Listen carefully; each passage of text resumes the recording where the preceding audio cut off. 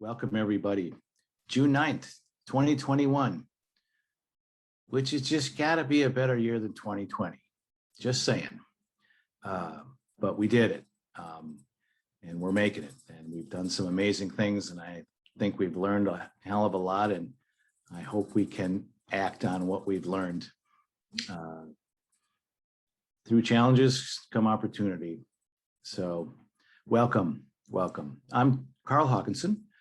I work for University of Minnesota Extension, Hennepin County. I do the agriculture and natural resource work. And I spend most of my time in what we now call the emerging farmer realm and agroecology. And Hennepin County is a big, hairy county with farmland and unending suburbs and inner city Minneapolis, and trying to figure out how can I do something with all that. And got to know community gardeners and market growers and all kinds of people, and everybody's growing horticultural type things. And we're not going to be talking about that so much today, but I thought, well, how can we tie people together and get people involved? And I just like to be a connector. And so I harken back to my grazer network organizing days in the 1990s, where grass-based farmers had nowhere to go. It was really kind of all new. And so we just formed networks and would go from farm to farm and learn from each other and invite in the specialists and experts in certain topics. And it's a really great way. So that's what we did here. Basically, no matter what you're growing or why you're growing, we can all get better and learn more about this horticultural aspect of things. And so I think it's worked really well. This is the third year. Last year, all Zooming, and like we are here. Tomorrow, actually, is going to be our first live session, non-virtual, is that a word? Over at Tim Page and Cherry Flowers in St. Paul. They've got a small little city lot, and they've got a hoop house, and they've got so many things going on. So that will be live in person. We'll see if we can handle it. I think we can. Should be like riding a bike. So anyway, and all right, here's, now we definitely have quorum because Dawn is going to join us. So oh, I got a question here. Can I post details for tomorrow? Sure can. Once I stop talking, I'll stick that in the chat. And so I coordinate this project with the Sustainable Farming Association of Minnesota. They offered a really easy platform for me, and they are all about networking as well. And they have chapters throughout the state. They're actually an offshoot of Land Stewardship Project way back when, to kind of organize locally. And I also coordinate the Ecological Service Livestock Network, which is all about returning grazers to the land. And at this point, it's a lot about goats and buckthorn, but it's ecological restoration with nature as a guide, that is to say grazers. So I can post both of those. And so that's why I work with Sustainable Farming Association. Check them out. They love new members. They are looking for a new executive director. If any of you like to spend most of your time writing grants, Teresa Cavani is stepping down. She's done a fantastic job. So that is a little bit, excuse me, about the network and SFA. So again, welcome everybody. We got a small group here. We can keep it informal. And that's what this is supposed to be all about, informal and informative. And so today, take a little segue from fruit and vegetable crops and talking about natural landscaping for your yard. And I've been thinking about that a lot lately. And there was something about this pollinator and monarch butterfly habitat that really has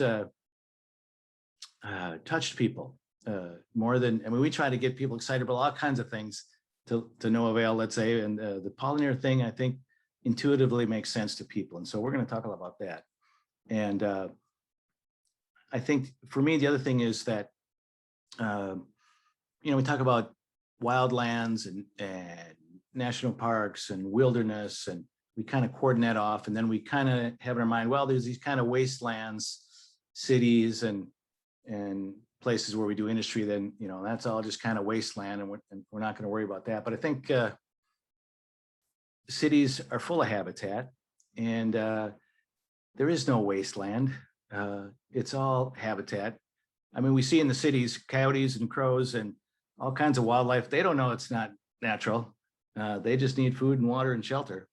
And so I think if millions of us on our little plots can do what we can do, we can really help. It's all nature, it's all natural, even though downtown Minneapolis surely doesn't look like it. But, they've got peregrine falcons nesting on buildings. I mean, it's amazing. So I think this is really great. So today, we're going to hear from Metro Bloom's Laura Scholl is going to be talking about community-centered resilient landscapes, actually including people in landscapes, which I think is another thing we've kind of done. There's these places that people can't go, and then the rest of it is all messed up with people. It has to be community-centered. So she's going to talk about that. And then Julie Weisenhorn, my wonderful colleague from Extension, who is a horticultural expert extraordinaire in my book, is going to talk about the right plant at the right place. How to make sure you're planting things where they need to go and what they like, so you'll have success. And then James Wolfin, who I have not met, but he's going to join in a little later, and he's going to be talking about the planting for pollinators. So a lot of good subjects here. And I will post those links. Thanks again for joining us. Make sure you have your liquids. And Laura, I'm going to turn it over to you now. And if you could introduce yourself and take it away. Well, thank you all very much for having me. Yeah, as Carl said, I'm Laura Scholl. I'm the Associate Director at Metro Blooms, and we're a nonprofit. We work all over the Twin Cities metro area, and we're really focused on resilient landscapes, but also ensuring that everyone in our communities has access to participate in that type of programming. So often a lot of the work that is landscape centered is related to property owners and people that are able to make decisions about how their property is managed. And we really strive to ensure that everybody, renters included, and a lot of marginalized communities can also participate in that work. So our mission is to partner with communities to foster clean watersheds and create resilient landscapes, embracing the values of equity and inclusion to solve environmental challenges. And I'm going to talk a little bit about kind of the lens we use and the approach we use for that work, and then provide a couple of examples in how we do that. So as I said, I already stated Metro Bloom's mission. One of our programs is the Blue Thumb Partnership, which is also up here. That would be a great partnership for a lot of you to check out. It's a public-private partnership, so there's a lot of private entities like design build firms and landscape nurseries that are a part of it, and a lot of local governments like watershed districts and cities and even counties. It's really a network, it's a hub for sharing resources, all related to planting for clean water, planting native species, improving water quality in that way. And it's a referral network. So it's a great place to send people if you're talking with someone and they need some help installing a resilient landscape. Bluethumb.org, all the people listed on there can help with that particular type of work. So at Metro Blooms, we have a lot of different programs. We have educational programming. We're sharing information with communities and also acknowledging that we have just as much to learn from those communities and how we do our work. We have consultation services, and so we have a whole suite of kind of design build services that are we have landscape designers on staff that will come out and meet with people on their property. We have a crew that actually does installations of urban landscapes and cares for urban landscapes. And all of that is really focused around engagement and what we call equitable engagement. And that's really what sets Metro Blooms apart from a typical just like design build firm, is this focus on education and engagement of our communities in the work. We talk a lot about environmental justice at Metro Blooms, and I'm just going to share a couple quick definitions for people. The EPA's definition is a community that's disproportionately impacted by environmental hazards. So if we think about like North Minneapolis, for example, that's a large population of people of color. It's a lot of low-income communities, and the HERC, where we burn the garbage in Minneapolis, is right in North Minneapolis. And that lends to really high rates of asthma in that community. And so that's an example of a community being disproportionately impacted by an environmental hazard. It's generally underserved and marginalized communities, so Black, Indigenous, people of color, low-income communities, and renters, and people that are disabled.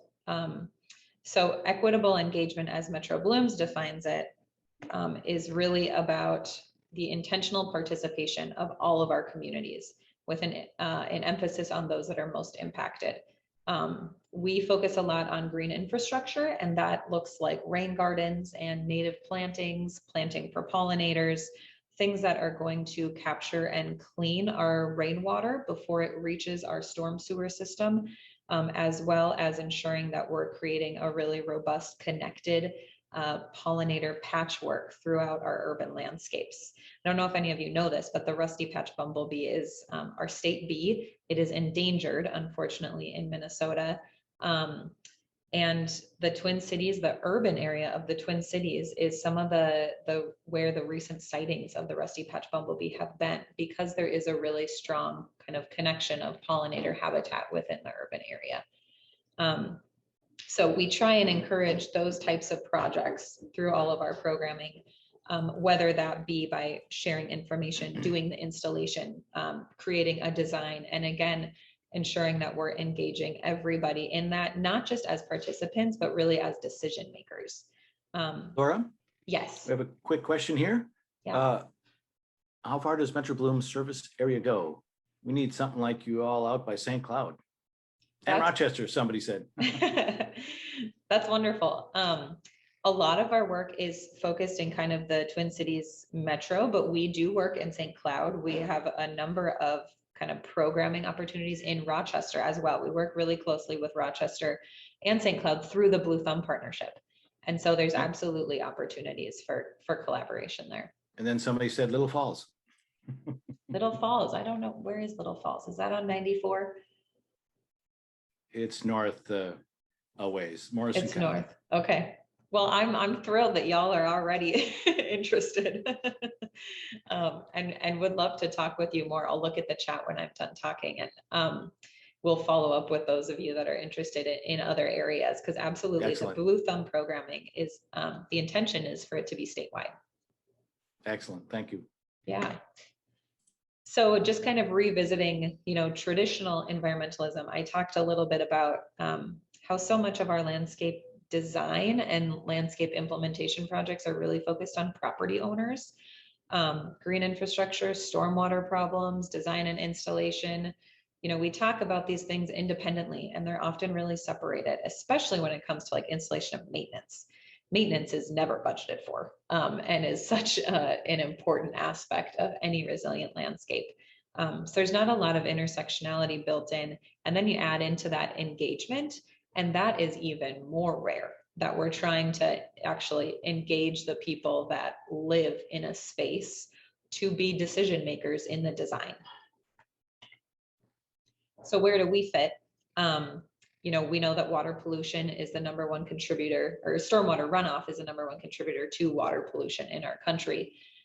We've worked over the last 12 years to install more than 1,000 rain gardens throughout the Twin Cities metro and in a few different areas around the state of Minnesota. And as we work with more communities, we're learning in this work, especially, we're on a journey towards environmental justice, towards more racially just communities. And we are learning so much as we go, and we're changing with our communities. As we work more with some of our community partners, we change how we do our work and adapt so that we can be more responsive to what communities really need. So these are some examples of our projects that focus on engagement. I'm going to talk about just a couple of them briefly, and we'll focus on our one in North Minneapolis, because that was really focused on smaller single family homes, which probably pertains to a lot of the people here. I'm going to visit just real quickly our guiding principles. We decided about 6 months ago that as we're doing this work and being intentional in it and accountable in it, it's really important that we're transparent with the communities we work with. And what does that look like? It means being agreeing that we can't do environmental work without the meaningful involvement of all of our residents, that we are committed to practicing ecological design. So when we go meet with a rental community, we want to do everything they want, but we are limited in scope to kind of this environmental resilience. And so rain gardens and native plantings, and maybe that can be included in a nature play space or an outdoor seating area. But we're probably not going to be able to get a swimming pool installed. So we try to be really transparent about that as we work with residents, and acknowledge and embrace the agency of residents, respect their values, respect their time, you know, especially as we're working with people of color in our communities of color. There is so much pulling on them right now, and really acknowledging and being aware of capacity limitations, and that, you know, people will participate in our projects as they're able to, and there's no expectation upfront. We evaluate processes with all of our stakeholders, strive to leverage public funding in a way that aligns with all of our stakeholders. And we equitably compensate residents. So people that we work with that participate in our projects by engaging their neighbors. You know, you're always more willing to hear from your neighbor that's wanting you to do something than you are to hear from some outside organization that you've never heard of. And so we often hire what we call community project stewards to reach out to their neighbors, to increase engagement and involvement in a project, and we pay them for their time and energy. So this is a case study about Riverside Plaza, which, if any of you are familiar with Minneapolis, it's right as you're coming south on 35W before you get to 94. It's the really, really tall apartment buildings with the colored panels on the side. So we have been working with them for about 4 years now. And it's a really wonderful community, primarily of immigrants from East Africa. And the way that we approach this work is, again, working with those resident project stewards, with RIPTA, which is the Riverside Plaza Tenants Association, and working with them to determine what areas we're going to focus on to install rain gardens or native plantings. And now we're doing a park right at the corner of 6th and Cedar on their property, and that's going to be installed this year. So we really try to use a holistic approach. We also want to ensure, as we're doing this work with rental communities, that we're not displacing anybody. So there's a lot of talk of gentrification, and green gentrification is a real topic of concern. And we want to ensure that as we're bringing investment into these communities, it's not for the purpose of raising their rent and getting a higher income clientele to live there. We really strive to work with property owners that share our values of affordability and livability in their communities. Laura, is that is garden behind the towers, between the towers and the light rail? Or no, so there's 2 different rain gardens there right now, one in each of their large parking lots. And then we're working right at the corner of 6th and Cedar this year, and that's where the new park will be. Oh, okay, thank you. Yeah, kind of right in the heart of the Cedar Riverside neighborhood there. The other case study I wanted to bring up is the Northside Pollinator project. And this is actually, Carl saw something about this and kind of spurred this conversation and asked us to come share about this. So this happened last year. It was in conjunction with the Lawns to Legumes program. I don't know if anyone's familiar with that. I think James will touch on it a little bit more, but it is a statewide initiative to get residents assistance to transition turf lawn into pollinator habitat. And so there's kind of 2 different aspects of the program. There's technical assistance and resources, I guess 3 different aspects, really focused on education. And then there are individual grants for residents. They can get $350 to implement pollinator habitat. There were, I think, about 8,000 applicants across Minnesota for that funding last year, and we were able to award about 800 grants. So there's a huge interest and need for this type of funding, and we're hopeful it's going to get approved for additional funding, but it's in the legislature right now. And then the other aspect of it is the demonstration neighborhood projects. And so funneling some funds to neighborhoods with a focus on environmental justice neighborhoods to implement demonstration sites for people. And so that was one of these. This was the Northside Pollinator project. I'm not going to name all of these, but there were a ton of partners involved. And I just want to acknowledge that we do not do any of our work alone. There's a reason that our mission starts with the word we partner with communities. We rely on our project partners to do all of our work. The other reason that I mentioned that it was a focus on environmental justice communities, but just to give you a glimpse of like, what does that look like in real life, In the Harrison neighborhood of Minneapolis, this is in near north, some of the chronic environmental stressors are brownfield sites, which is soil contamination. They're in a floodplain. There's high unemployment. There's homelessness. There's climate change. Lots of competing development interests. It's immediately adjacent to downtown and also adjacent to North Minneapolis. And so there's a lot of competing priorities there. And there's not great access to Bassett Creek. So if you think about, I don't know if any of you are familiar with like Minnehaha Creek in South Minneapolis, it's very accessible. And there's paths along it and there's bridges that go over it and it goes through multiple parks. Bassett Creek in North Minneapolis is almost completely inaccessible. And there's not areas to go and engage with the creek and the natural area along the creek. And this is another example of environmental justice. And then some of the acute shocks, obviously COVID, loss of tree canopy in the Harrison neighborhood, north of Glenwood Avenue, more than 80% of the boulevard trees were ash trees. And those are all coming out over the next few years due to the emerald ash borer. So they're gonna lose a huge portion of their tree canopy. And it's also part of a Minneapolis promise zone. So that all contributes to it being an environmental justice community and the desire to focus investment there. I will say we started working there in 2017. In 2019, we did a boulevard project. And despite locating a project within an environmental justice community, we found that, you know, when we act like this is any other community, we get the few people that are white homeowners in the community to participate. That's a really easy audience that's always interested in this type of work. And so we really did an overhaul and deep evaluation of what we were doing to make sure that we were targeting and making the project accessible to lower income residents and people of color. And what that looked like was, I mentioned project stewards before, it was hiring community organizations, it was hiring community leaders that were people of color, that were willing to reach out to their neighbors. It was making the program accessible for renters. And so doing containerized native plantings in addition to installing something in someone's yard. And in the end, that was successful. About 85% of the participants from 2020 were low-income renters or people of color. One of the things we do through our projects, I mentioned we have landscape designers. That involves us coming out and meeting with people on site.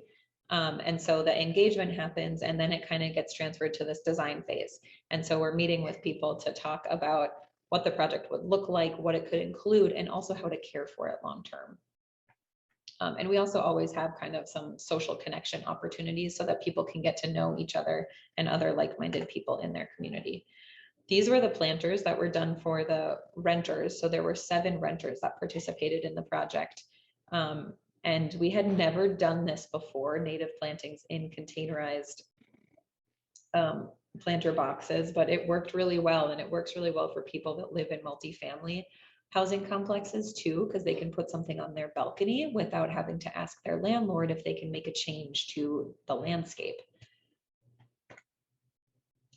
This also included training local workforce. And so we started a program called our Sustainable Landcare Training Program in 2018 after hearing from Northside communities that it's wonderful that you want to do this type of work, but what needs to be part of that for it to be successful in our community is training opportunities for youth so that that economic investment is benefiting our community.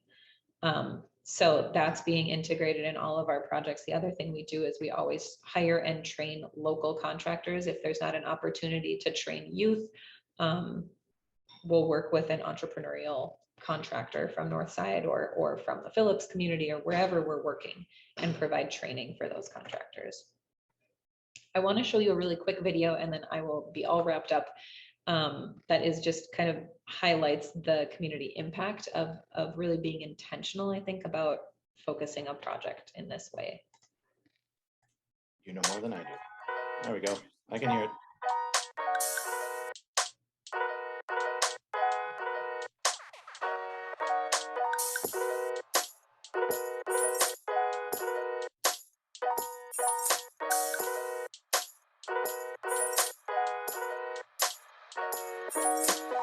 Well, what's happening today is people are coming in from my daughter's, one of her companies that she is working for, Family of Trees, correct? And they have planted this beautiful garden right behind us. I'm really excited. I share with everyone. I have a brown thumb, literally a brown thumb. I don't have a green thumb, but I'm really excited about to see the growth and the beautification of my lawn, as well as the lawns in the neighborhood. So just really exciting to see kind of like a change in the north side. So I'm very pleased and happy that people are investing, in the inner city. So just to give that beauty. I'm a part of MNIPL and Family of Trees. That's how I got involved in the community of building these gardens and going all over North Minneapolis to put the beauty in the homes. It's been really good because we get to explore Minneapolis, like places that we've never seen. We get to meet neighbors that we've never known and build a connection with all of them and help them become better people. Because a lot of people I've noticed have brown thumbs, and we're trying to get a green thumb because not everybody starts with the green thumb. Well, what we're doing here today is we're putting in a prairie garden, all right, and it's designed for shady areas, and also putting in a line of shrubs along the property line just to create, kind of create a square. I'm excited. I want this, I want this to work. So I'm gonna actually have to learn how to get out and water at least a couple times a week, put that on my to-do list. So it's something I'm not used to doing. And if I learn how to do that, there's some other projects around the yard I want to do. I want to get some climbing vines in the backyard and maybe fix up the gardens in the backyard as well. I don't have a lot of knowledge about gardening, so with this program, it's kind of going to kind of enlighten me on, how to, keep a beautiful garden. You see lots of great landscaping across the city, and now I can be one of those owners of that beautiful garden. So, yeah. It's educational for me. It gets me into something I'm not really familiar with. Literally get my hands dirty with it. And it's sort of a new adventure in that sense. Well, I first started out with my family and people I knew. So I got them all involved. I made sure that they were off well. And then from there, I just reached out to their people. So I was like, hey, maybe you're at an event. And I'm like, oh, do you need a garden? And you start just networking yourself out there, and more people come in. And, by networking myself, I just got more contacts. And they're like, oh, can I have one and this and this? And then the community just grew.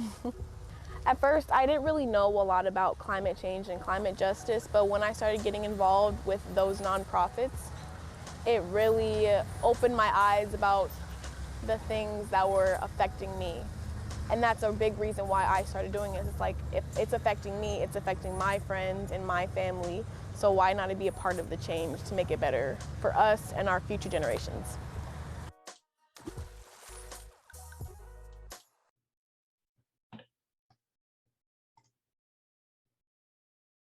All right, thank you.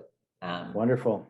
For allowing me to share that. I guess I'll just wrap up by saying, Jaden touched on this, and her mom too, and Matt, about the investment that people want to make in their communities. And we find a lot of times that when we start working with people in this way, the projects that we work on is one thing, but then they're often inspired to talk with their neighbors about their project, or, add additional investment through another garden in their backyard.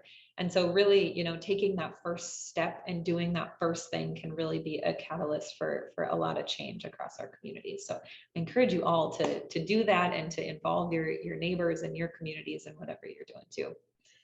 So thank you very much. Oh, here we go. Laura, you got a Yeah. question. I think good time to throw this in from a while back from Patricia. She says, Metro Bloom's website says you are not currently making on-site consultations. Is that still true? That is still true. We have plans to start them up again in the next couple of weeks. We just want to, we had a really big interest at the beginning of the year, and want to make sure that the people we are working with, that we're able to give them the attention they need through their design services and installations. So we decided to pause them for a few weeks. They will open up again. There's a form on the website that you can fill out if you want to be notified when they open up. It should be in the next couple of weeks. Oh, yes, James, thank you. We are still doing bee lawn consultations, and James is a expert on that. So if you're interested in that, Oh, we I are see still James doing has joined us, so welcome. And then any interest in projects in St. Paul? we've absolutely worked in St. Paul and would love to do more work in St. Paul. A lot of times we end up doing more work in Hennepin County because they don't have a conservation district. And the St. Paul counties do have conservation districts, so they fill some of that void, but they do not do engagement. And we would love to partner with anyone interested in working on a project in St. Paul. So Laura, I worked a lot with the Hennepin Environment and Energy Department. They've took on all the SWCD responsibilities. They can do what a SWCD does. You know that, right? Yes, they can. I think it's maybe just more of a capacity thing and the role that Metro Blooms has played in Hennepin County. They did hire a new conservationist, so they do have some more capacity. Oh, that's great. And they'll I do can- site consultations. They'll go out and meet with people for free and all that. Yep. Awesome. And then they have Okay, I didn't know that. they have access to the Bowser money, and they've got a little Hennepin money too, usually. But maybe that's a session we could do. Yeah. Thank you that's so much. awesome. That was great. It's just fantastic to see what you're doing. Thank you so much. Absolutely. Thank you. And next up, Julie Weisenhorn, again, my wonderful colleague. Her depth of knowledge of this never fails to amaze me, because I'm more of a white thumb. I mean, I can grow stuff, but horticulture really isn't my wheelhouse. So Julie, thank you so much. Why don't you introduce yourself then and take it away. Hey, Carl and everybody. Nice to see you all, and thank you for having me here. It's a great day to talk about pollinators and landscaping. And my background has been, oh my gosh, it's been pretty varied. I worked in the photographic industry for a long time and in graphic design and visual communication, and then became a master gardener and with Hennepin County, and loved teaching, and went back to school to the Department of Horticultural Science for my master's in horticulture. And after that, I taught landscape design for about 5 or 6 years in the department and loved doing that. And then was state director for the Master Gardeners for about 5 or 6 years. And then ultimately now I'm an extension educator with statewide responsibilities. And primarily I work in home horticulture. I don't work with farmers or growers necessarily, but I do work with industry in noxious weeds, invasive species, and also with landscaping and plant selection. And that's what I'm here to talk to you today about. And we have a system for choosing plants for locations, and this can be any kind of plant. It can be edible plants, it can be lawn grasses, it can be lots of different ornamentals. And I had the great opportunity to collaborate with James, who is also on this, James Wolfin. He'll be speaking next on the bee lawns, I think. And James and I collaborated on a module for our licensed pesticide applicators. These are people who are certified by the Minnesota Department of Agriculture. And we worked on a module on guidelines to bee lawn management. So I got to work with him. He was a graduate student in our department and in entomology. And so I am super glad to see you on this, James, and nice to connect with you again. So I'm going to talk about choosing plants, selection, and some of the basics that, that you can follow in any case that you're choosing plants. So here we want to look at, this is a street side photo. I actually think I took it in Boulder, Colorado. But the major influence, if you want to just pop in the chat what you think the major influence on plant selection was for this space. So just put that in the chat box and we'll see what everybody comes up with. I don't know, Carl, if you can read some of the stuff, that'd be handy. Well, first of all, it looks like Minnesota license plates. Water runoff protection, somebody says. I think that was my car. Oh, never mind. They don't grow too high, says Phoebe. I'm sorry, the question was compactness and sun needs, question mark. Price, question mark. I'll give you a hint too. This is also in a very cold climate. Uh-oh. With winter. Spacing, height, soil conditions, salt concerns. Yeah, bingo, right there. So yeah, so definitely Salt. choosing plants here was important for snow removal and for street maintenance, and also salt tolerance as well. So those are just some of the things that would be characteristics that you might look for if you were looking at plants for this location. What about this one? This is a house out on Lake Minnetonka. It was on a landscape design tour with the Minnesota Nursery and Landscape Association. So what were some of the factors that people looked at here when they chose plants for this location? Shade, shade, shade. Yeah, so light is one of the major factors that we need to consider, and truly how much light do you get in a location will have a big, strong bearing on the type of plant that you choose. And what is the root of the problem with these plants? This is along East Hennepin Avenue, not too far from the St. Paul campus, and particularly looking at the shrubs behind the cars, but also the turf area along the sidewalk.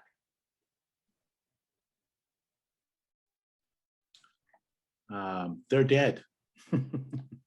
Yeah. Well, they may burn. not be dead, but they're certainly Salt looking pretty burn, rough. drought.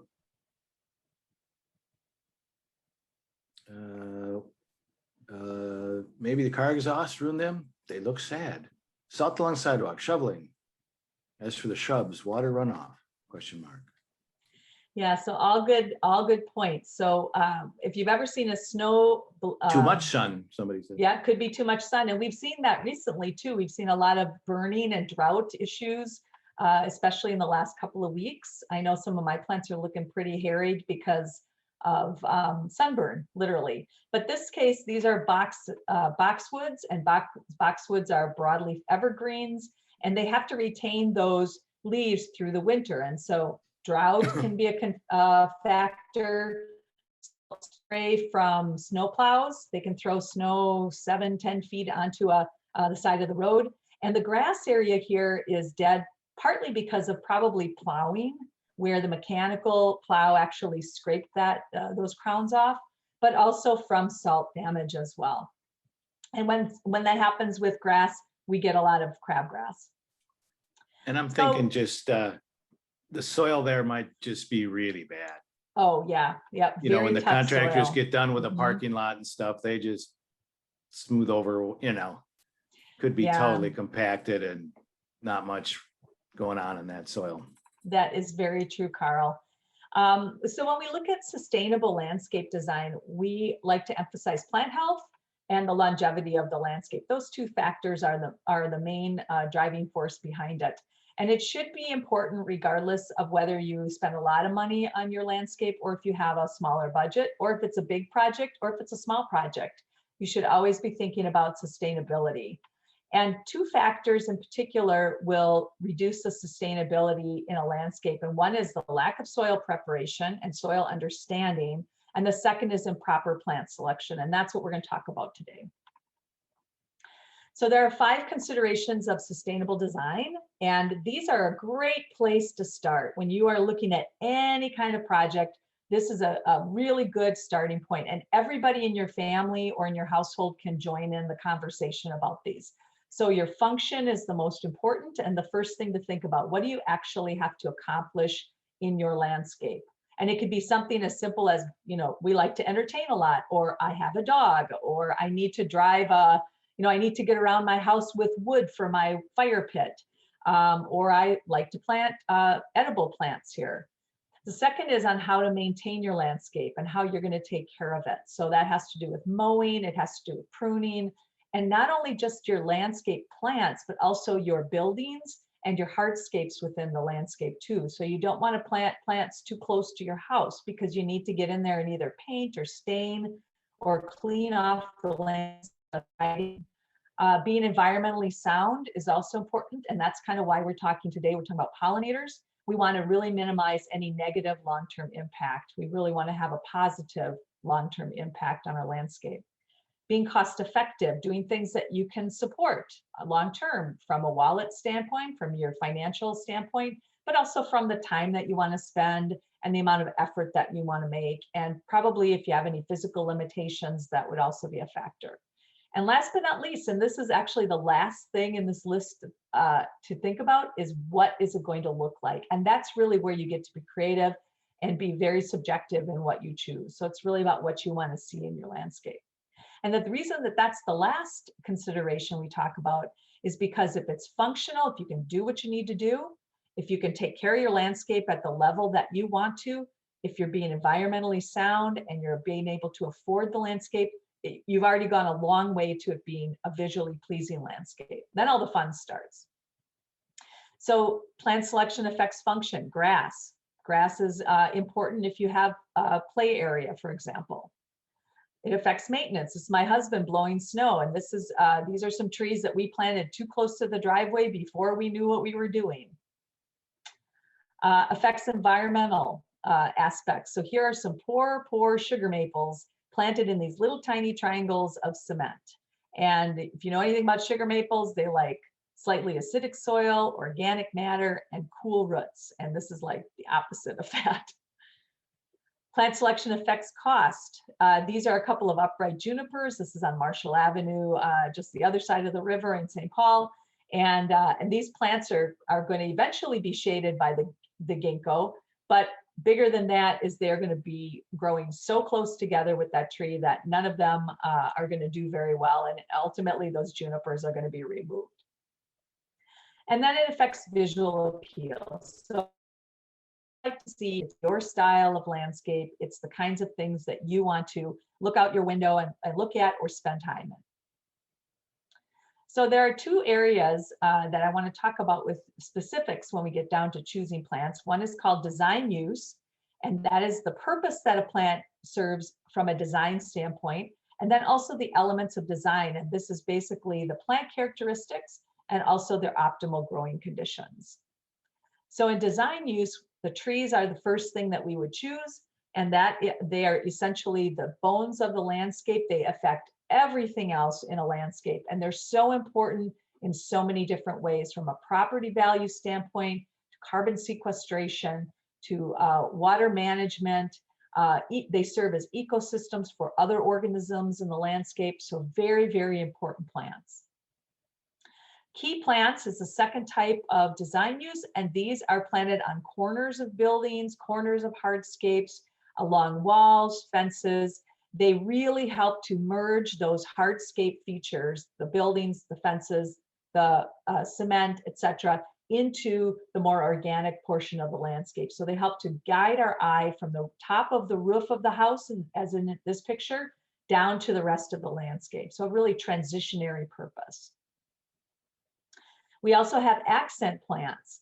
Accent plants, I like to call them the guideposts in the landscape. They kind of stand out. They've got a very unique form that lasts year round, very noticeable. They maybe have some interesting feature like they're evergreen foliage, or they have this terrific bark like this amber chokeberry.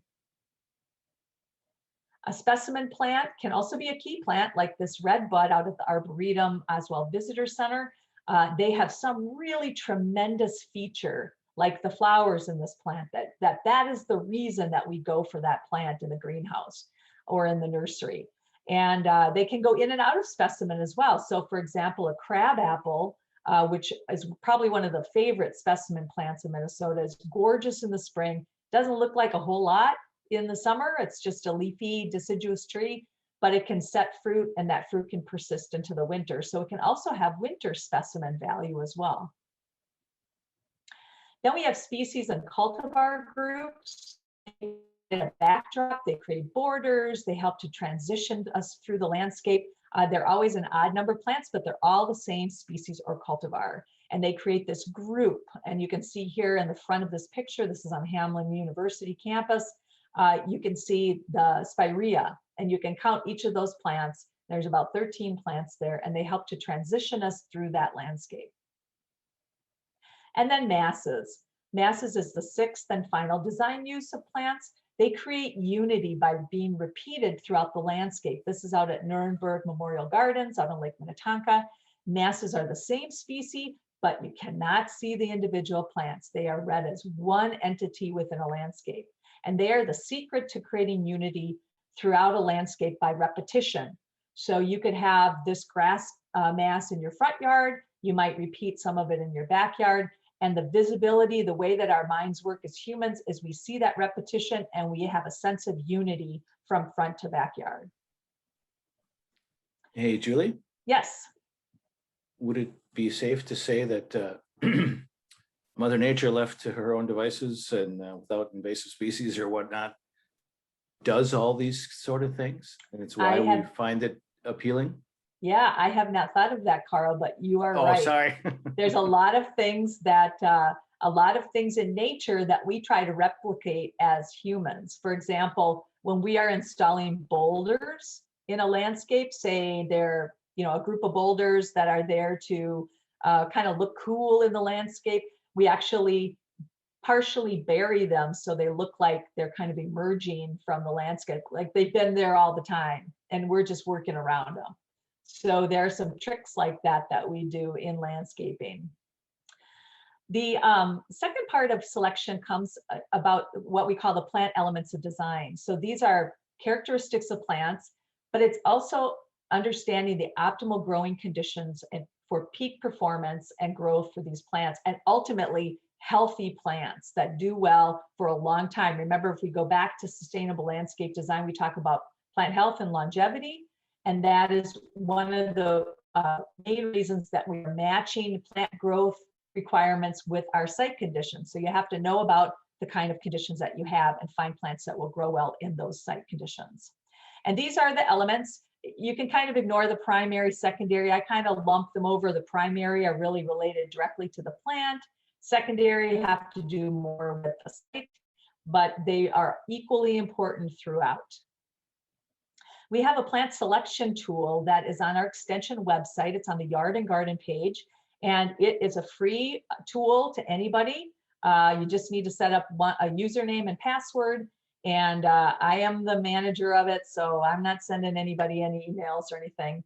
But it has about 2,800 woody and herbaceous plants, about 5,500 images of plants, and lots of different landscape uses. So we talk about pollinators, erosion control, butterfly gardening, edibles, naturalized landscapes, all these different uses that we go to. And you can choose by entering in your site conditions and the characteristics of the plants that you're looking for, and then click search and come up with any and all plants that match your characteristics. It contains edibles and ornamentals, and it's located on our landscaping webpage at Yard and Garden. You might also select plants for personal reasons. Curiosity, I do that a lot. You might want to try something new or experiment with something. You might have a remembrance associated with a plant. I grow a lot of plants, peonies, for example, and we grew up with those in our yard in Rochester, where I grew up. I always plant peonies. I've got a ton of them blooming right now. They're beautiful, and just the fragrance reminds me of being a kid in that yard.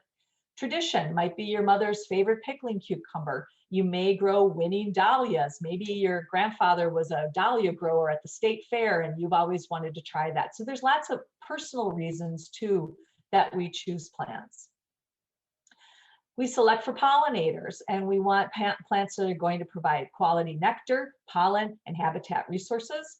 And we want continuous bloom. Now, in the past, when I was just learning about horticulture, we talked about having bloom for our sake as humans, like to always see something blooming. That was kind of the ideal. But now we want to have something blooming from April through October. So that's a little tricky in Minnesota, I know. But we want to shoot for those, that long season of bloom, so that there's always something there that's beneficial to pollinators. We want to plant in big masses so that plants will create a bigger target for pollinators. And also, if they're fragrant, they'll have a stronger plume so the bees can find them. And then we want to minimize our mulch. We really don't need to be as tidy as we've been. We don't want to cover up any ground nesting bee sites. And leaf mulch is working out really well for me in my garden. So we also want to look at pollinator rain gardens. This is my rain garden in the front of my house, and it's all pollinator habitat, and it also manages water on site too. So it's doing double duty for me. One question we get a lot is, how do you choose between non-native and native cultivars? So native cultivars and native plants are going to be the best from a nutritional value. They're most adapted to kind of the swing and different conditions that we have.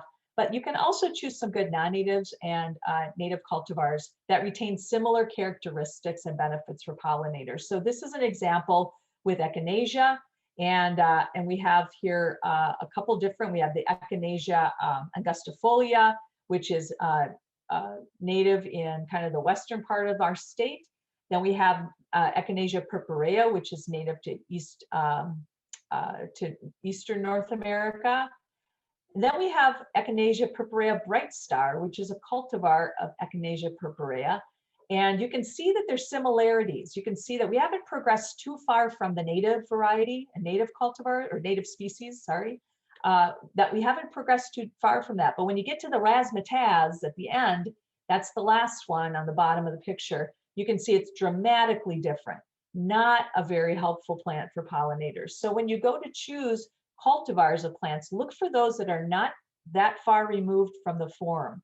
This actually came from a study from a graduate student named Annie White from University of Vermont, and she observed a number of different pollinators and wrote a great paper on that. And I can send Carl, I can send you the link to that if people want to look at that.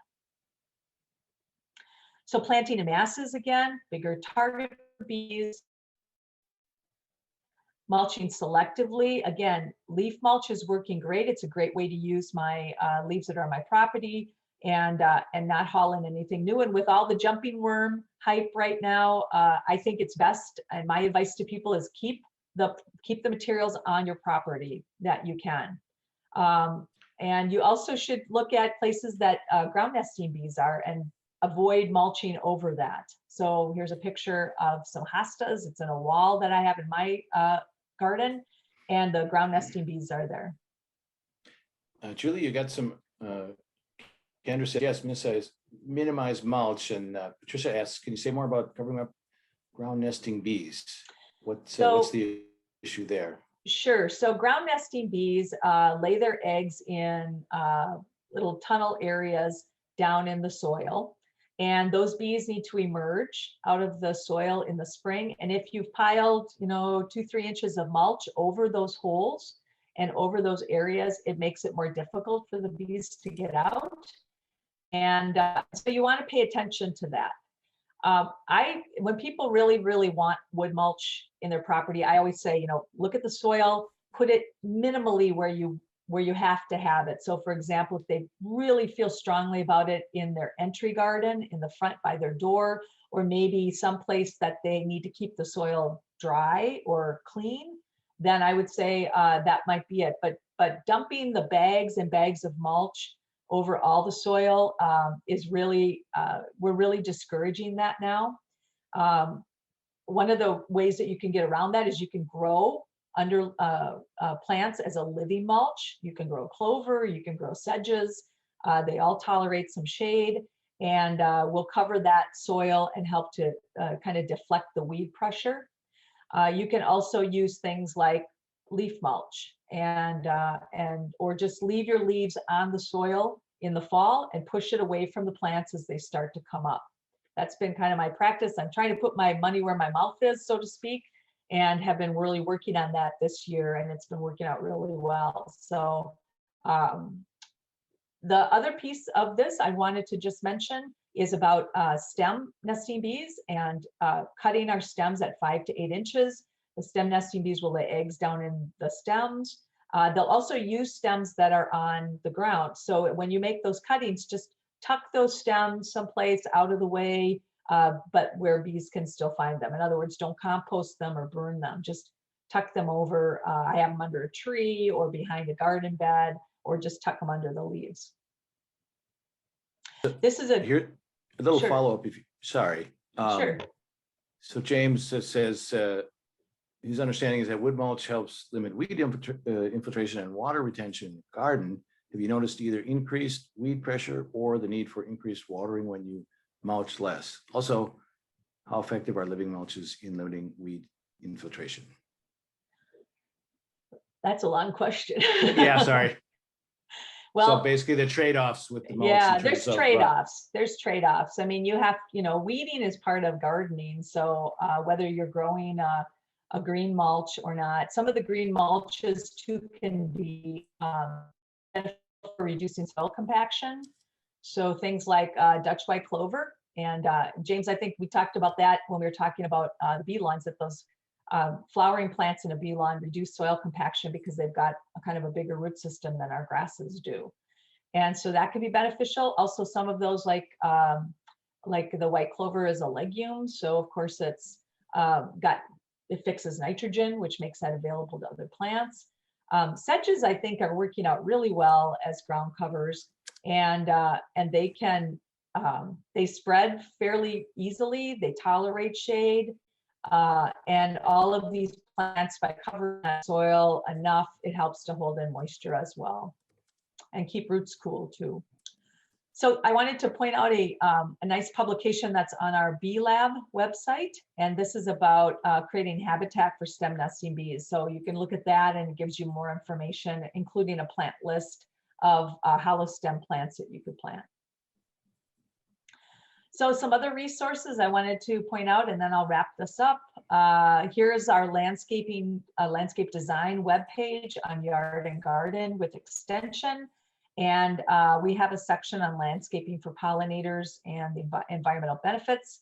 And then also we have a video series on plant selection as well, which is a three video series, talks about, it literally shows how to measure and evaluate a site and then choose plants, including using the database for that site. We also have Yard and Garden News, which comes out every 2 weeks, and it's written by all of us in horticulture. So you'll see things, for example, on microbial soil amendments. I wrote this section on ground covers for gardens, summer soil builders, Sudex, and a lot of other things too, fruits and vegetables, pollinators, etc. So just a really good kind of something that comes out every couple of weeks. And you can subscribe to the subscribers alert and get an email when we put up new information. So that is what I have today. And if there are questions, I can just go to the chat and answer those, Carl, if James wants to get going. There's Kendra says in her experience, mulch provides excess nutrients for weed growth. It only suppresses it for so long if you keep refreshing it and then constant weeding. And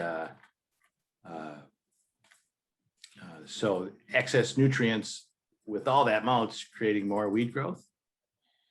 Yeah, and some research, I can't remember where I read it, unfortunately, but they've shown that wood mulch can sometimes pack itself down, compact down, and actually prevent water from reaching the roots, because people tend to just pile it on every year. They don't rake it off, they don't spread it around. And we see that with volcano mulch, specifically around trees, where the colored mulch is just added to make the landscape look good, and it becomes this kind of volcano shape that goes up the trunks of the trees, causing stem girdling roots and other issues.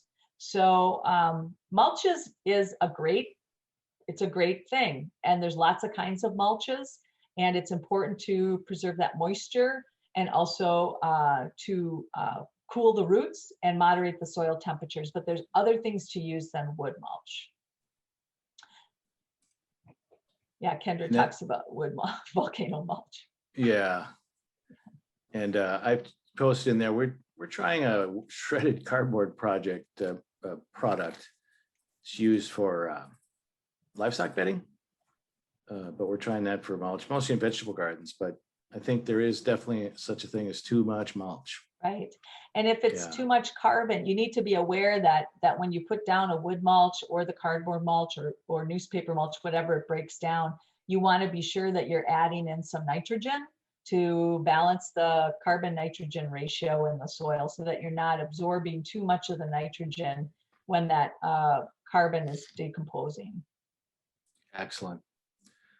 Well, thanks, Julie. So great to see you, and that's great advice. And I was thinking, when those landscape design things, and then the Metro blooms, and the people talk about, hey, I'm not a green thumb, I don't know what I'm doing. Metro blooms can serve as well. Here's people need to learn how to start these things. It can be overwhelming. And so I think Metro Broom sounds like it's serving as oh, here, we can do this. We can't afford consultation and, that kind of thing. And I think the two presentations are just great. And so we're going to move along. And next, James Wolfin, did I say that right? Yep, you nailed it. And you're with Metro Blooms as well. And you deal with sustainable land care and turf alternatives and planting for pollinators. Well, little introductions, James, and take it away. Yeah, And gladly. remember, folks, post your chats or raise your hand or twist and shout, however you want to get recognized. Okay. Yep. So admittedly, before I get into everything here, the presentation that I prepared is a tad bit longer than 24 minutes. So I'm going to go a little New York on everyone, and I'll talk a little bit faster than I normally would during a full presentation. But if there's any parts where you need me to extrapolate and go into greater detail, I can do that as needed. Also, I don't know how strict we are on the 1:30 stopping time, but I do want to try as best I can to be conscientious of all your time. So the Planting for Pollinators presentation is brought to you by Metro Blooms and Blue Thumb, where honestly, Laura probably already gave you a fantastic introduction as to who Metro Blooms is and the work that we do. But I do want to talk a little bit about Blue Thumb. So Blue Thumb is a public-private partnership that's trying to bring together all sorts of different entities and organizations that are focused on protecting our water and protecting our pollinators. So we're trying to bring together all of these like-minded partners, kind of raise awareness for them and get residents in contact with the kind of cities and private contractors, landscape designers, etc., that can make your lawn all the more greener. As for me, I'm a sustainable land care manager at Metro Blooms, as Carl said. Before that, I got my master's degree at the University of Minnesota, where I was co-advised by Dr. Marla Spivak in the bee lab, and Dr. Eric Watkins in the turfgrass science lab. I got to work with many fantastic researchers, like one, her name is Kylie Friedrich, and yes, I do bring her up because I saw her name in the audience today. But she's awesome. She's with Monarch Joint Venture now. Definitely reach out for her, especially for that Monarch short course. But yeah, for the past 10 years or so, I've been doing a lot of work dedicated to habitat management for pollinators, and I hope to share some of that with you today. So Julie just gave a really great presentation about landscape design, and now I'm going to take that a step further and talk to you about how you can take the information Julie just gave you and use it to do a DIY project for pollinator conservation, for planting for pollinators. So I'm going to do a very quick and brief introduction about understanding the value of our native bees and pollinators across the board. I'd assume most of us here have a pretty strong background in that, but what I really want to focus on is a little introduction to the lawn legumes program and talking specifically about how you can protect pollinators in your yard. So let's talk about the value of native bees and more broadly our native pollinators. So worldwide, there's about 200,000, even more than 200,000 different pollinator species. They come in many forms, where there's even pollinating lizards and bats. What tends to get the most shine are those beautiful monarchs and all those other butterflies, lepidopterans, and of course our bee friends. Right here when we think specifically about native bees, there's greater than 20,000 bee species worldwide from 9 different families. And here in Minnesota, we have around 400 described bee species from 6 different families. The University of Minnesota has this ongoing project called the Minnesota Bee Atlas, the Minnesota Native Bee Atlas, that is, where they're constantly trying to update that number to give us the most accurate estimate possible. In recent conversations with Elaine Evans from the Bee Lab, she's told me that somewhere between 425 and 450 native bee species is right around where we are here in Minnesota. So understanding the value of our pollinators, so both our bees, butterflies, everything and the like, animal pollination is often tied to food production. And a common stat that you hear is about 1 out of every 3 bites you take is thanks to animal pollination, with bees being a major contributor there. So there is a little bit of misrepresentation of this fact, where not every single crop that benefits from pollinators is 100% dependent on animal pollination, but they at least benefit in some way. So an example of this, the almond is 100% dependent on honeybee pollination. No honeybees, no almonds. But apples, comparatively, we would still have apples without animal pollination. We would just have far fewer yields, far fewer fruits available to us. But that being said, about 1 out of 3 bites you take benefits in some way from the existence of our pollinators. I don't often try to tie everything to money, but hitting people in the wallet is a great way to demonstrate the need for pollinators and demonstrate importance. So honeybees alone contribute about $15 to $20 billion to the United States economy just from pollination alone. And wild bees, which receive considerably less shine when they really need just as much, if not significantly more help than our honeybee populations, also contribute about 3.5 billion in the United States. When we consider that honeybees are kind of like a domesticated animal, whereas our wild bees are just out there in nature, I think it's really important to understand that making these estimates for wild bees is significantly more difficult than for their honeybee friends. So there's a lot to be determined in just how much wild bees contribute to our economy, but just know that they are extremely important, especially to crops like tomatoes would be a great example. But it goes further than dollars and cents and growing agricultural crops. When it comes to promoting our landscapes, to the conservation of our natural landscapes, it's important to realize that about 88% of our flowering plants require pollination by bees or some other animal. So when I think about why our pollinators, especially our bees, are so important to our communities, it's that combination of conserving our natural landscapes and the pollination of many of our agricultural crops. So now that we're all kind of on the same page as to who are our pollinator friends and why they are so important to us, I want to talk about the lawn legumes program and give you a more formal introduction, if you haven't had one already, to the rusty patch bumblebee. So I also want to talk about kind of the different stressors that our pollinators are facing before talking about the lawn legumes program. So the map on the right is one that many of you might be familiar with. What this map shows is prairie coverage in the state of Minnesota, where the part in yellow of this map shows prairie coverage up until the year 1900, and the portions of this map in red show our remaining prairie remnants.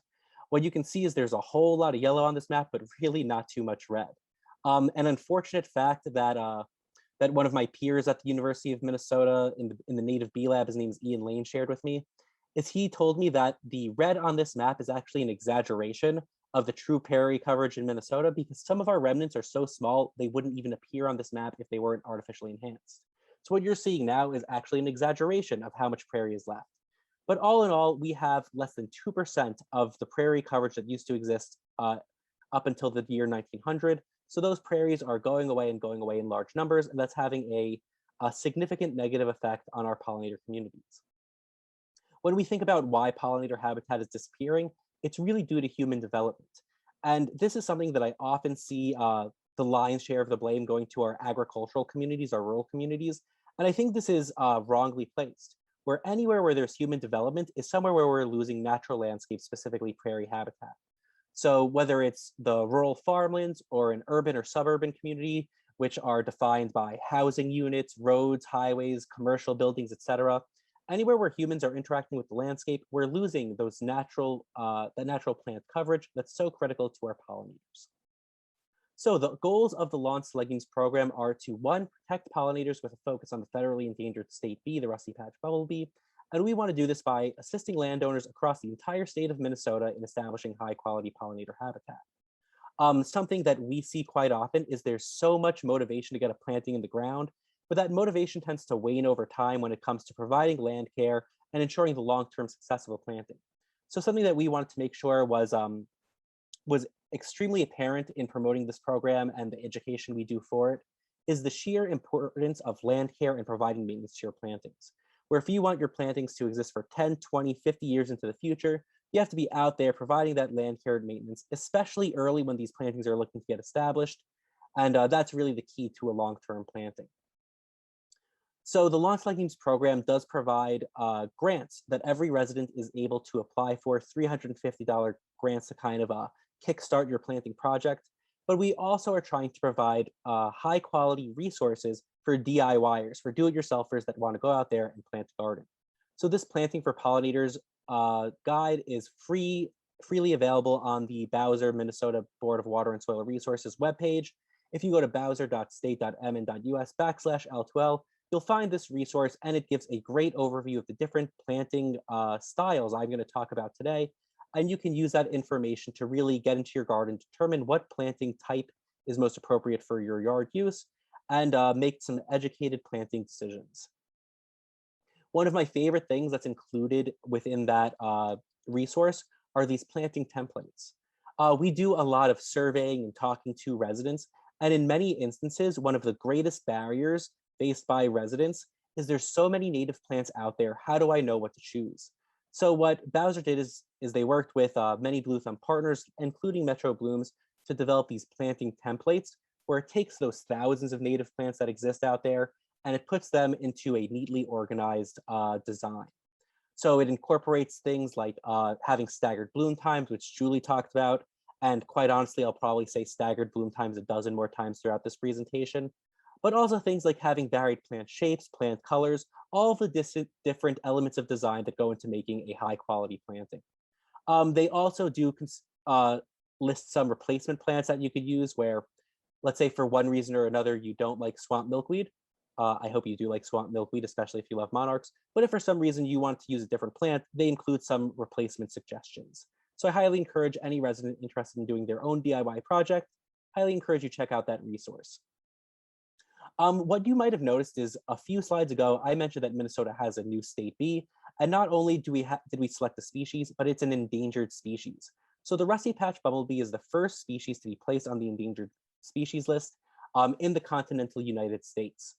So since we want everyone that goes out and does one of these DIY projects to be stewards of rusty patch bumblebee conservation, I do want to share a little bit about the basic ecology and biology associated with the rusty patch bumblebee. So first, the rusty patch bumblebee, like quite frankly many other bumblebee species, it's a ground nesting species. That being said, it's more opportunistic than it is a specialist when it comes to where it'll nest within the ground, where anything from just some bare soil to an abandoned rodent's nest makes for perfectly suitable nesting habitat for the rusty patch bumblebee. What I think is most important to the success of this species, especially from what the standpoint of what a resident can do to make a difference, is this idea of having blooming native flowers throughout the growing season. So Julie mentioned we're focusing more and more on having early, mid, and late season bloomers within plantings. This is so critically important when it comes to the conservation of the rusty patch bumblebee, as it is active early in the spring, all the way through the fall when we get that first frost. So if you want to be a conscientious steward of rusty patch bumblebee conservation, you want to make sure that you have those early, mid, and late season bloomers present in your yard. The concept of connectedness is also incredibly important. When we talk to residents, sometimes it's hard for them to digest this idea that the decisions they make within their own yard can have impacts on the conservation of an endangered species. The analogy that I like to make is we're all working together to make this large pollinator corridor. We're working together to make a pollinator highway. And I want every resident who goes in and installs native planting to think of their work as one kind of pit stop, one road stop along that pollinator highway, where it's an opportunity for the rusty patch bumblebee and all of its friends to stop, gather some nectar and pollen, and then continue its journey along its way to whatever its next stop may be. So if we have more native plantings present in our yards, we have increased connectedness, and before you know it, the entire state of Minnesota and hopefully beyond will be a pollinator corridor. And whenever we're working with native plants, whenever we're trying to establish or maintain a planting, we encourage that residents try as best they can to refrain from using insecticides and other harmful pesticides. So how can we respond to this loss of habitat that exists in Minnesota and beyond? We can all play a significant role by rebuilding a network of pollinator habitat, putting a small patch of native flowers in our own yards. To help us visualize the impact of the native planting, I want to quickly run through this string of images. So on the left, we have the existing known high quality habitat in Minneapolis. And if we move on to that middle image, we've overlaid a buffer that shows a 200-meter foraging range, which represents the distance a small pollinator can fly. When we consider just the existing known high quality habitat that's present in remnants and a buffer over the top of these remnants, we see a very small degree of connectedness throughout Minneapolis. If we move on to the image on our right, what we've added in are rain gardens that have been installed by residents who attend Metro Bloom's workshops. And what we already see here is a much greater degree of connectedness throughout Minneapolis in terms of a small pollinator's ability to travel and have constant access to forage. When we consider that the rain gardens installed just for Metro Bloom's workshops are a small fraction of all of the native plantings that have been installed by residents throughout the city, then we know that there's a much greater degree of connectedness from those individual efforts. So the plantings that you install on your own really do have an incredible impact in the conservation of the rusty patch bumblebee and all of its pollinator friends. So now I want to tune in and talk a little bit more, with a greater focus on the specific things you can do within your yard to conserve pollinators, kind of some different planting types that we promote to conserve pollinators. So let's talk about how you can protect pollinators in your own yard. So before you put anything in the ground, before you grab a shovel or buy any seeds, the first thing that I encourage every resident to do is to conduct a thorough site assessment. There's a few questions that you want to ask yourself when you consider how you want to establish a planting within your own yard. First, you want to think about the function of your yard. Let's say that backyard area that I just highlighted is an area that you play in a lot, you use a lot, it is a highly trafficked area. Then you want to know that that's not an area you should be targeting for a native planting. When you're thinking about where you want to site your plantings, you want to target an area that's not going to, disrupt the typical function of your yard. I always say that you should try to aim for areas that are high in visibility but low in use. You want to consider where there are pre-existing trees and plants. Like Julie said, the trees bring shade to a yard. They're going to dictate your plant selection, as you don't want to put full sun plants underneath the shade of a tree. Furthermore, there's some really great research out of the UK that's found that having one large continuous planting is more effective than having two isolated plantings of the same size. What this means is that one continuous 200 square foot planting is more effective in terms of conserving pollinators than having two separate and isolated 100 square foot plantings. So in total, it's the same total square footage, but keeping the planting continuous is better for pollinator conservation. So if you have the opportunity to add to a pre-existing planting, that's for the best. And third, you want to think about drainage or how water moves throughout the landscape you're managing. So for this resident, we saw that water was moving down through the southeast corner of their residence and draining off in one specific concentrated area. We wanted to use that information to site a rain garden, where in addition to providing forage for our pollinators, we could also capture a ton of that stormwater runoff that would otherwise flow into a nearby lake, river, stream, whatever nearby body of water is present within the watershed.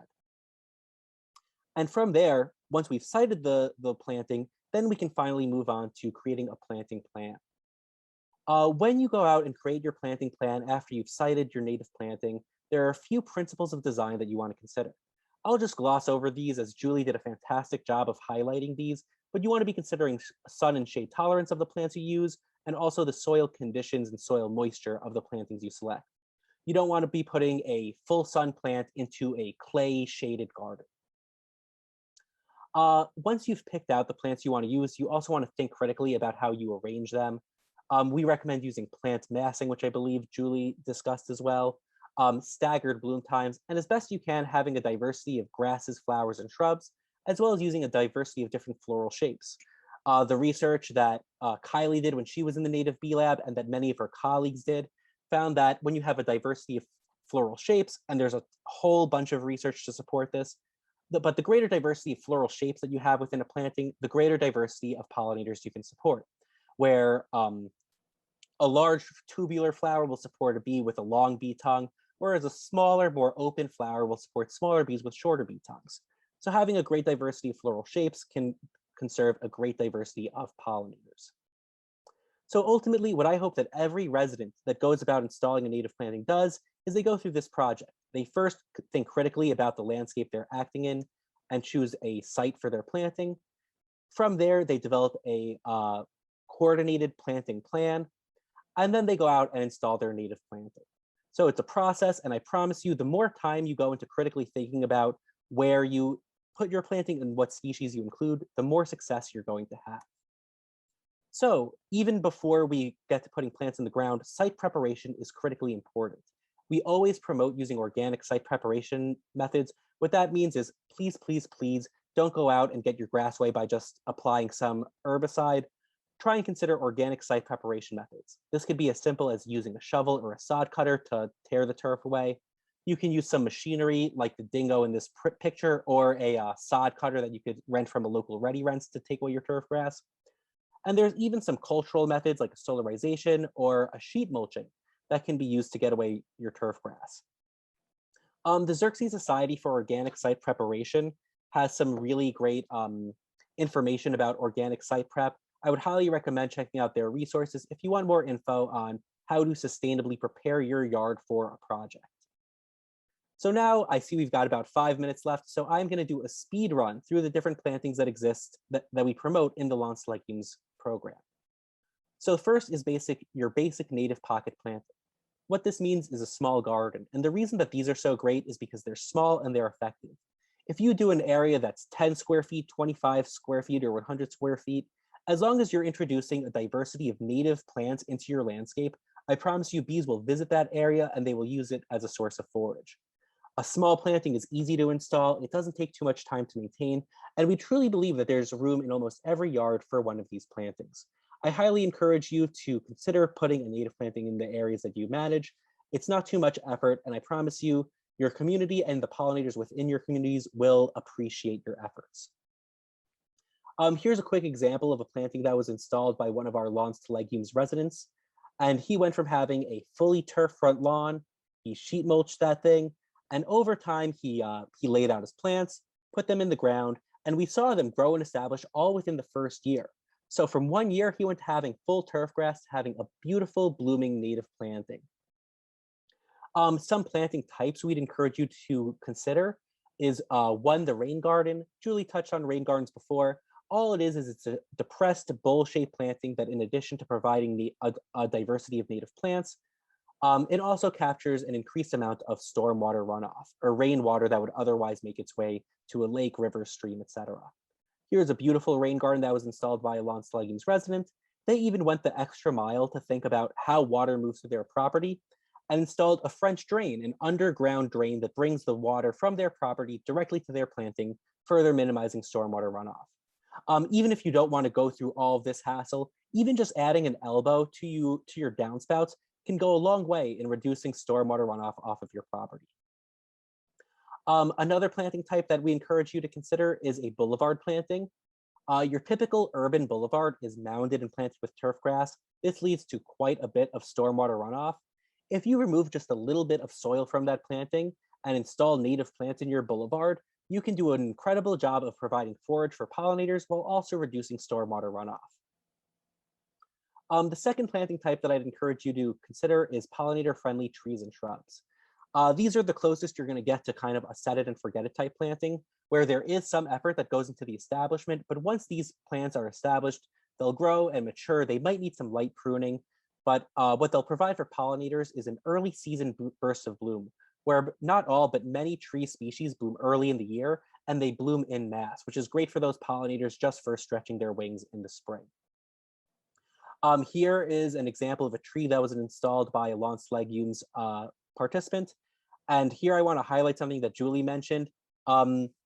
Mulch donuts, not mulch volcanoes. When you pile that mulch up against the base of a tree, that is not healthy for your plants. It's not good for bees that want to get into the ground. So go for mulch donuts where you leave some space for your tree to grow and expand.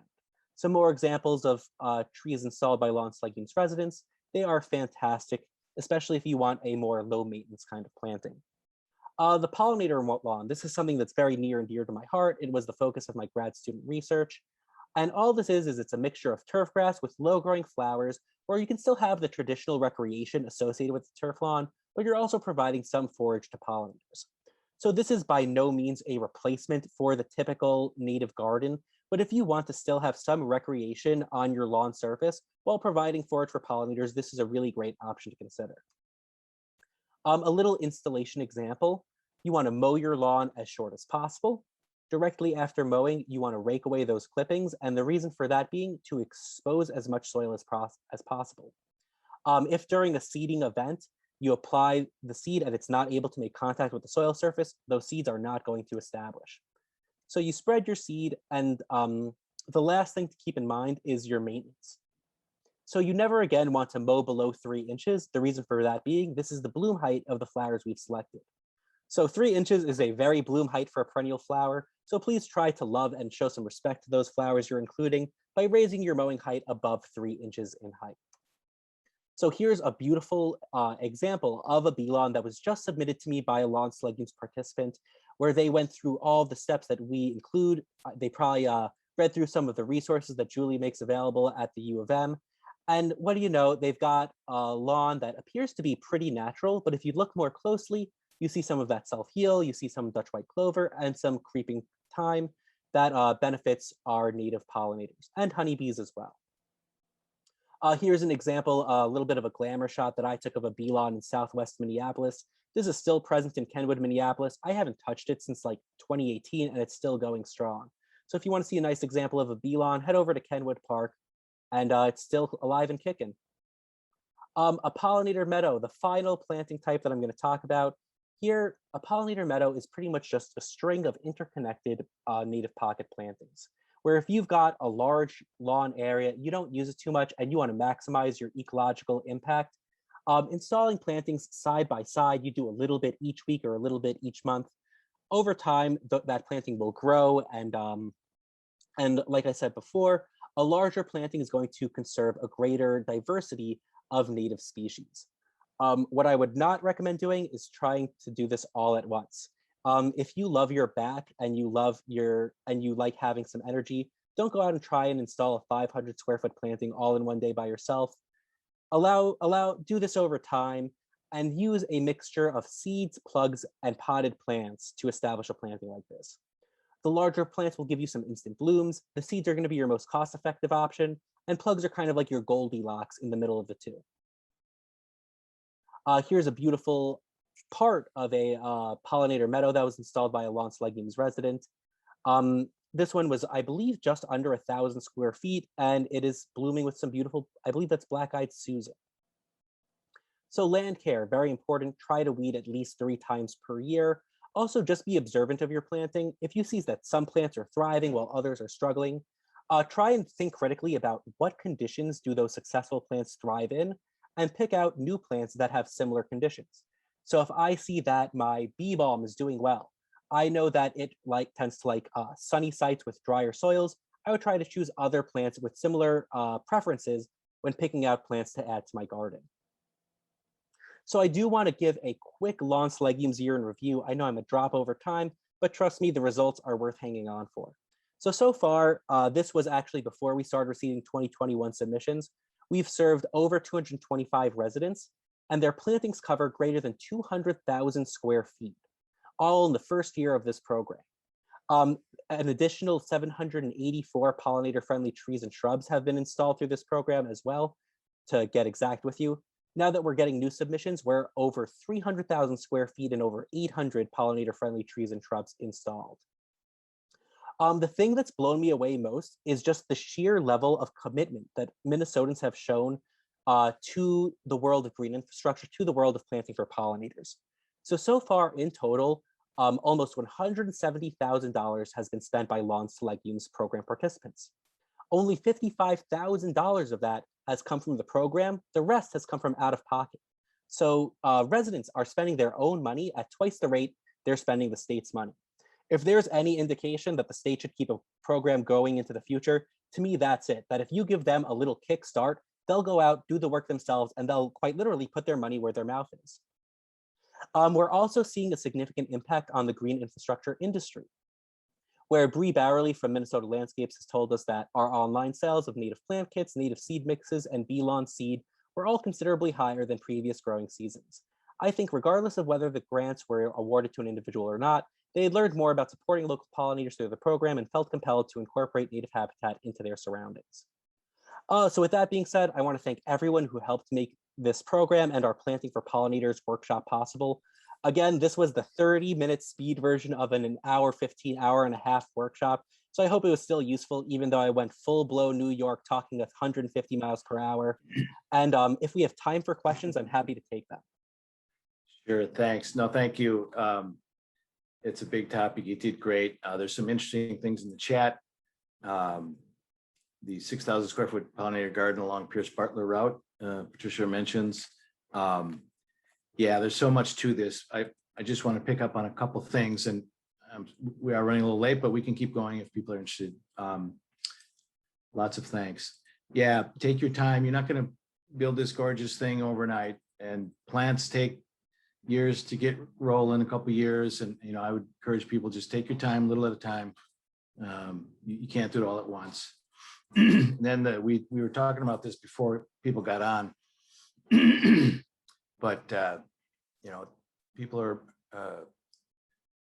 Julie and others, 4 and 5 inches of their lawnmower, just let stuff grow. I was going to post a picture, but there's tons of clover and all kinds of things blooming, and that's actually better for the water infiltration as well. So if there's one thing to get started is put the spray bottle away and set that lawnmower up a little higher. That's a great way to start. And before we quit, I just want to thank all our participants. Laura had to go. Julie, thank you. James, and all the great participation. That's what this network is all about. So we will post this presentation on the web, and I'll post the suggested references and so forth. So at that, if there's any other questions, oh, and also tomorrow we're going to have the session in St. Paul. Check that out. I posted that early on. So if there's one more question or two, we can take that. Otherwise, I want to thank everybody so much. This is really powerful, interesting material here, and I think it's for everybody to pay attention to more and more, especially all us non-green thumbs. All right. Well, I guess that's enough. Hour and a half of zooming around. Please stay in touch, and we have each other's emails. And check out the Twin Cities Growers Network website and suggest topics or sessions or places to go. University of Minnesota, Julie posted a bunch of great websites there. And so Julie, James, and the rest of you, I guess we'll call it a day. Keep cool, drink lots of water, and thank you so much. Thanks, everybody. Appreciate the opportunity. Yeah, ditto what Julie said. Thank you so much for having me, and thank you for being a great and attentive audience.